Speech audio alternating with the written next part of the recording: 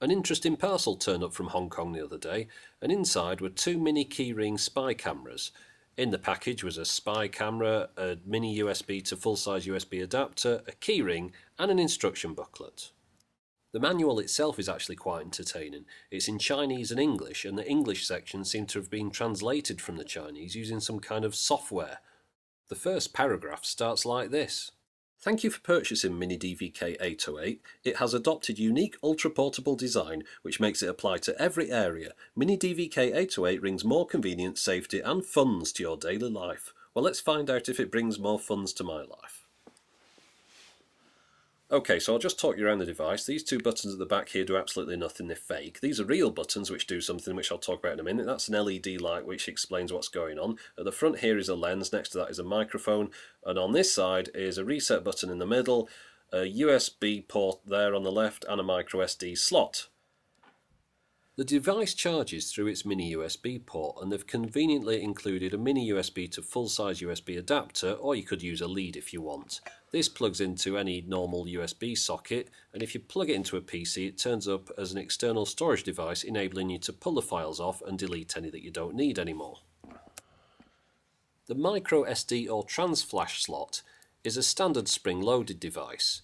One thing I need to point out is that this slot is slightly out of alignment with the case, so if you're not careful you could actually push the card down inside the case and miss the slot entirely. When the card's in place it's nice and flush and it's unlikely to fall out. Okay, so how does it operate? Well, if the manual's to be believed, it says, please confirm the TF card has already insert products. Press on stroke off button, yellow indicator light begins to bright. Now it enters into standby mode. Holding the video stroke camera button, yellow indicator light flashing 3 times faster and put out immediately. I think I'll explain it in my own words. Now the first thing that I should point out is that it's not very intuitive, but we'll give it a go anyway. Hold down the bottom button until the orange light comes on. Right now it's in standby mode. It'll stay like this for 30 seconds and then switch itself off. So we'll touch the top button and hold it down until the light flashes. Now it's recording video. And to stop, you just tap it again and it goes back to standby mode. And in this mode you can take a picture just by tapping. It'll take a really terrible picture with one flash of the orange light. Hold it down again, flashing, we're back to video again. Tap, back to standby, and bottom button hold down, and it's off. See, that was easy. Right, now here are the specs for anyone that's interested. It's time to test it outside, so let's see how it functions first of all as a spy camera. Well, in my hand here, it doesn't look anything other than a car remote key fob, so I don't think anyone should be able to spot it, but let's try it out.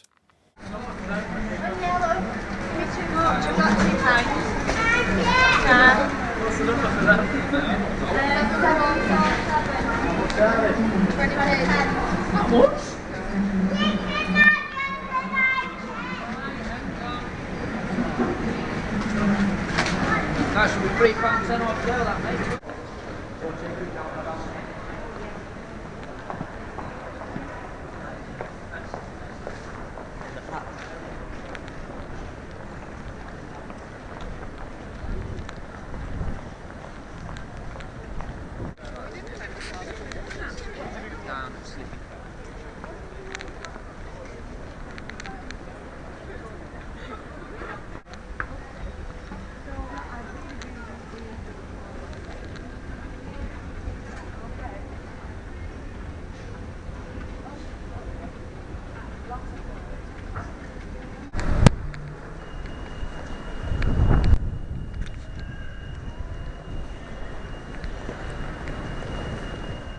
Now if pigeons fighting over a sausage weren't enough action for you, we'll try and use it as an action cam. First of all, we'll compare it to the previous one I was using, which was an MD80 from AEE.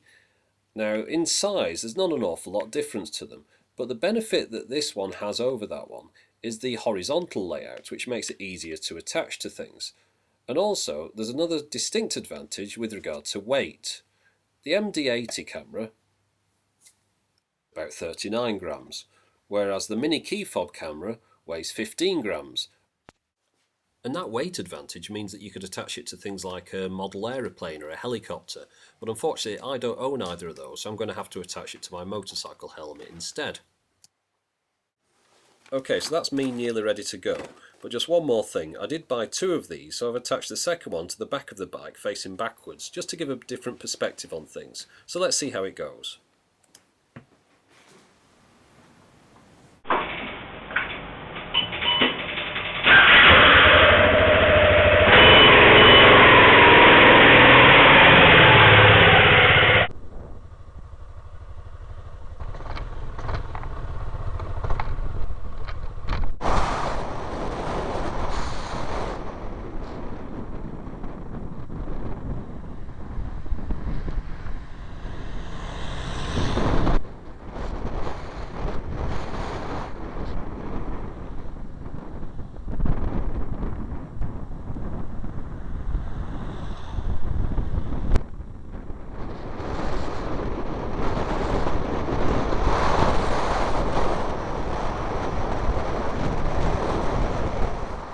Now if you've got a sharp eye, you might notice that there's a difference in the weather conditions between the front and the rear cameras.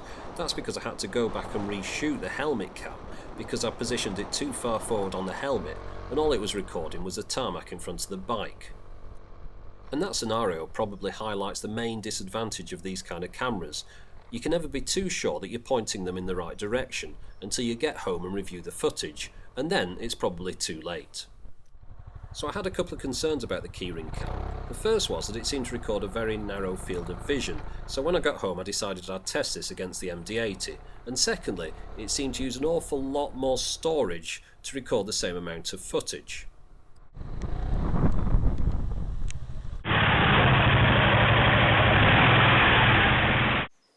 Okay, so now that I'm home, I've decided to record this scene with the MD80 and the keyring cam to see how much of the view both cameras capture. As a point of reference, first off, here's the view as seen through my Sony camcorder. And now here's the view as seen through the MD80. Now it's not in widescreen, but it's pretty much the same view. And here it is as seen through the keyring cam. As you can see, very much zoomed in to the centre of the image. So we'll go back again. Here's the MD80 for a second, and here's the keyring cam again. Okay, so that's the testing over. To sum up the differences between the two cameras, the MD80 first of all, well it weighs quite a bit more, but it's got a wider angle lens, it does voice activation, and 1 GB takes up 30 minutes. Next, the keyring cam, the DVK808. Well, its main advantage is that it's a lot lighter. It can take stills, but they're pretty poor quality. It doesn't look anything like a camera at all, but 1 GB takes only 11 minutes worth of video. Now there was one question that kept getting asked over and over on the MD80 review, and that was how to set the time. So I'm going to show you how to do it with this camera. Well, first off, you've got to attach it to your PC. Next, you have to create a file called tag.txt. And in this file is the time and the date in the format as shown here. It has date at the top in brackets, and then the date and then the time. For example, I was doing this on the 1st of April at 2:18 PM. Once you've got the current time and date in here, you save this and you quickly copy it across to the memory stick that's inside the camera. Take the camera out of the PC, turn it off and on again, and it'll overwrite its current system time with the new information that you've given it. And it's as simple as that.